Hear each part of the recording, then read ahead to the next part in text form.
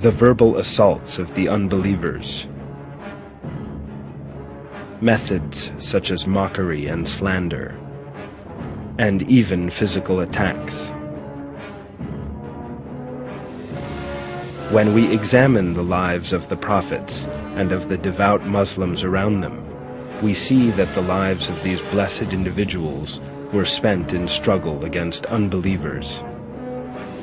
It is at this point that we encounter one of the most striking characteristics of the prophets and the believers who followed them: their mature behavior in the peace and submission of knowing that all the events they encountered, no matter how difficult the circumstances, actually came from God.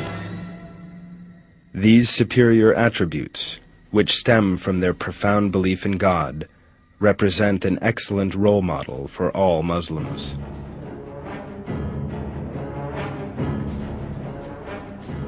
Unbelievers have at all times employed tactics designed to trouble the prophets and devout believers, wear them down, and turn them back to false religions.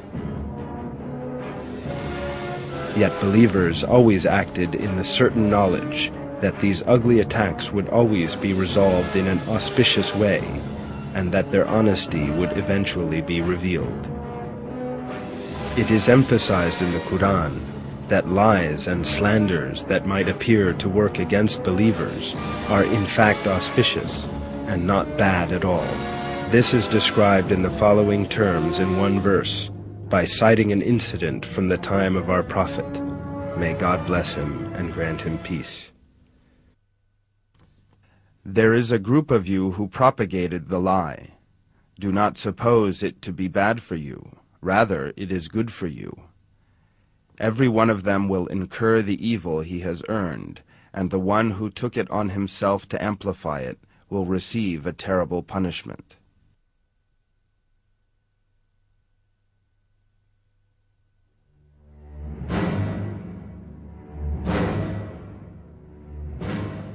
Societies made up of unbelievers have at all times regarded the way that the faithful follow the path of God, live by his religion, and communicate his message as a threat to their own religions. For that reason, they generally resorted to such methods as mockery and slander, as we have just seen, in order to wear believers down.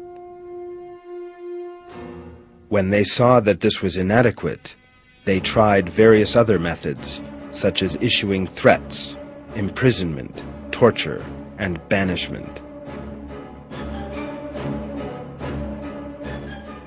The mistreatment to which believers were sometimes subjected during their struggle with the unbelievers is an indication of the excesses of the society of the unbelievers.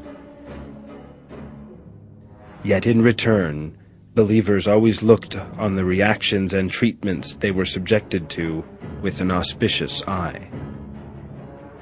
We can derive great wisdom from an account of an incident which took place during the time of our Prophet. It is reported that in the incident in question, the believers assaulted by unbelievers from all sides were tested and subjected to a violent tremor. At such a troubled time, the hypocrites made up various excuses and fled, thus giving themselves away.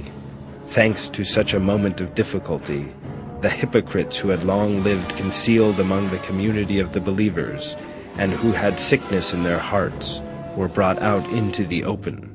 In this incident, the believers saw the auspicious nature of the difficulties they faced, and since they lived in accordance with God's verses, their faith was strengthened and their devotion to him increased still further. When the believers saw the Confederates, they said, "This is what God and his messenger promised us. God and his messenger told us the truth." It only increased them in faith and in submission.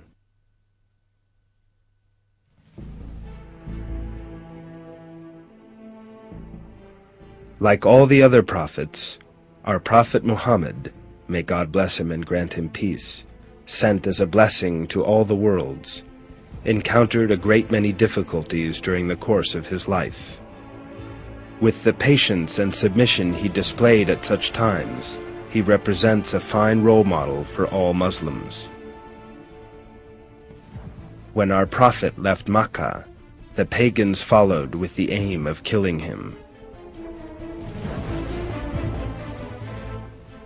Our Prophet sought shelter in a cave to hide from them. But the pagans came up to the mouth of the cave in which the Prophet was hiding.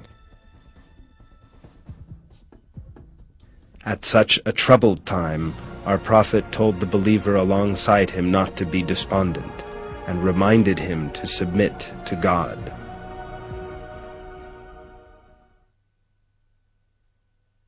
If you do not help him, God did not help him when those who did not believe drove him out, and there were 2 of them in the cave. He said to his companion, "Do not be despondent. God is with us." There can be no doubt that the only reason why our Prophet was not afraid and despondent and felt no doubts when his life was endangered was his trust in God and the knowledge that every event created by him is auspicious and full of good.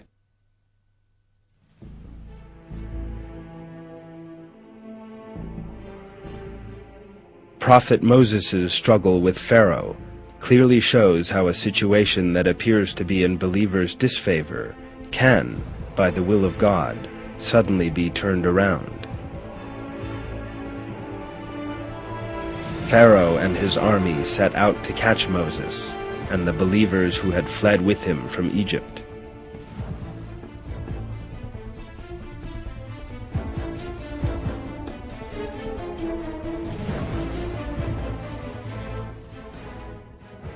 The believers found themselves in front of the sea when they were spotted by Pharaoh. The words of Moses at this point are most striking. Although the sea was in front of Moses, and the army of the Pharaoh behind him, he acted in the trust that help would be forthcoming from God, and thus revealed his superior moral values.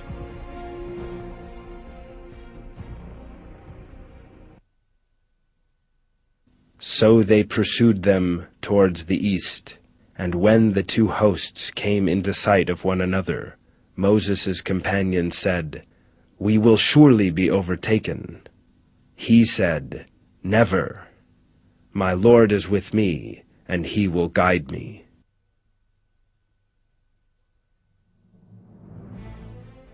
One of the finest examples of events that appear to be bad for believers eventually turning out for the best is the life of Prophet Joseph, as described in the Quran. Joseph was tested by a great many difficulties, such as his brothers throwing him down a well and abandoning him there at a young age, being slandered by the wife of the governor in whose house he lived, and thus spending a long time in a dungeon.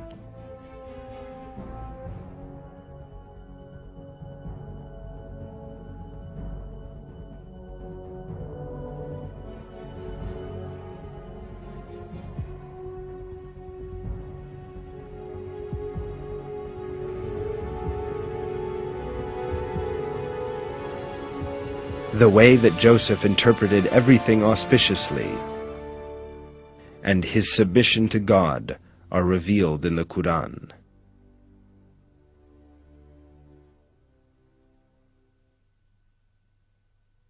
Joseph said, "My Lord, you have granted power to me on earth and taught me the true meaning of events. Originator of the heavens and earth, you are my friend in this world and the next. So take me as a Muslim at my death, and join me to the people who are righteous."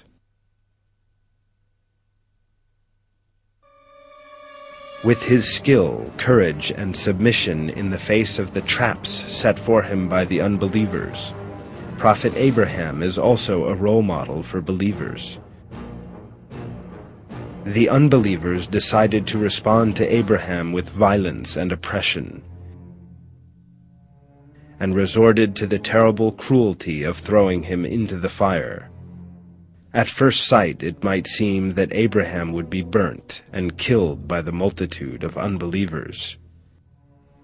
But in the same way that death only happens if God so wills it, so fire only has the power to burn if God so wills.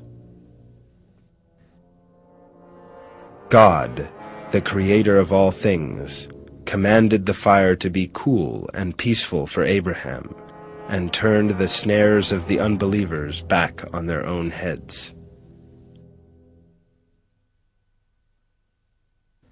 We said, "Fire, be coolness and peace for Abraham." They desired to trap him, but we made them the losers.